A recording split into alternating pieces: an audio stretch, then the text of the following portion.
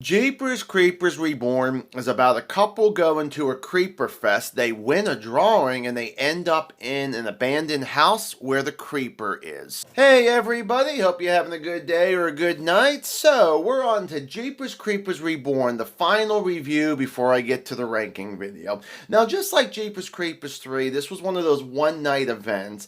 I didn't get a chance to actually go to it, but eventually when it came out on DVD, I decided to buy it. Well, let's jump into the likes. So the thing is, the first thing that I really did like about this, let's talk about a couple characters. The first one is named Blaine, who is our lead lady.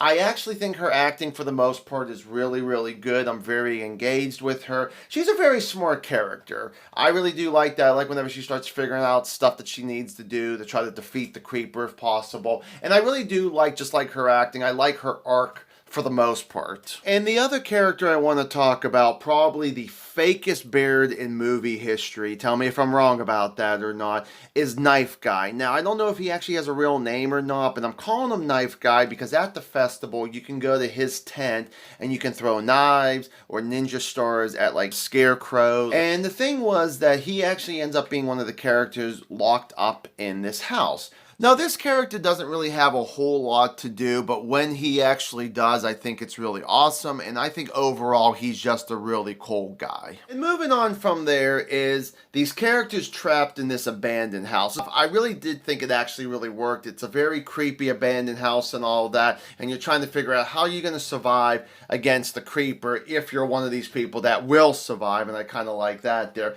And then without going into details here, going into Act 3, I like the whole thing about them being trapped in with the creeper, and then they try to turn the tables on him at the end.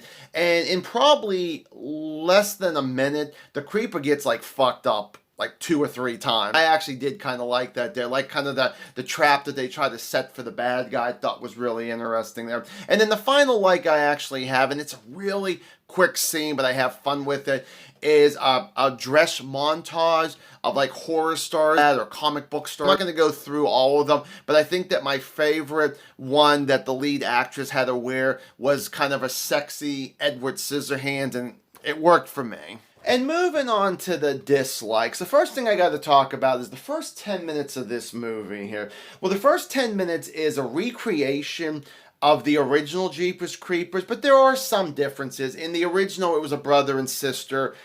In this one, it's actually an older couple, somewhere in their 60s, but they pretty much do the exact same thing as that first 10 minutes of Jeepers Creepers. If you saw my review of the first one, where I talk about the brother and sister coming home from college for spring break, and the truck comes behind them and scares them. They pretty much do the exact same thing, and there's a few other things that they actually do that I won't mention here. But all it is just go see the original and don't waste our time doing this. They should just go right into the couple that we're supposed to be following, and they could talk about something about the creeper that way instead of the way that they showed us. I want to talk about a character named Chase, who is actually the boyfriend to Lane.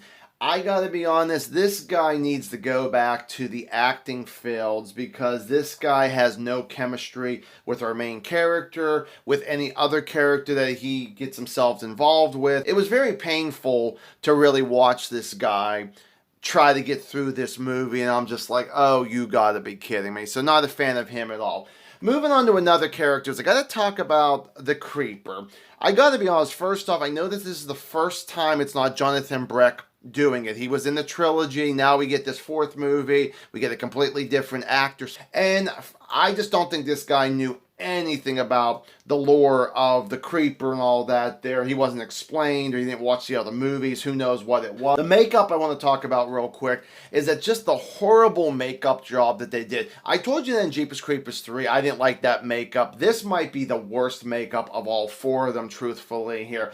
But the whole thing with the lore of Jeepers Creepers is, if he loses a body part after he smells your fear, he'll go after that particular body part, whatever he loses, and then he starts eating it and it grows back. So I thought that was very interesting. This one, they just kind of made it more of almost a slasher villain than anything else, and that's not what the creeper ever has been. I just felt really bad for the actor who actually had to play that character there, because he is definitely no Jonathan Breck, and I don't know if he'll ever get another shot to play this character, but I was definitely not a fan of this particular creeper. And moving on from there is gotta be the green screen and how horrible it was used. You can always tell whenever an actor is in front of a green screen, because the biggest thing is it felt like that they didn't even blend the background well enough to get rid of that green screen. And the final thing I want to talk about are there's about 3 or 4 times in this movie that a particular character has visions. It's supposed to be explaining something about what the creeper wants from a particular character, and it makes no goddamn sense that they did this other than just padding out the time to do it. And I know it's just one of those things, hey, we're going to explain something or very little in this, but when we get to our sequel, you'll actually understand what the hell's going on.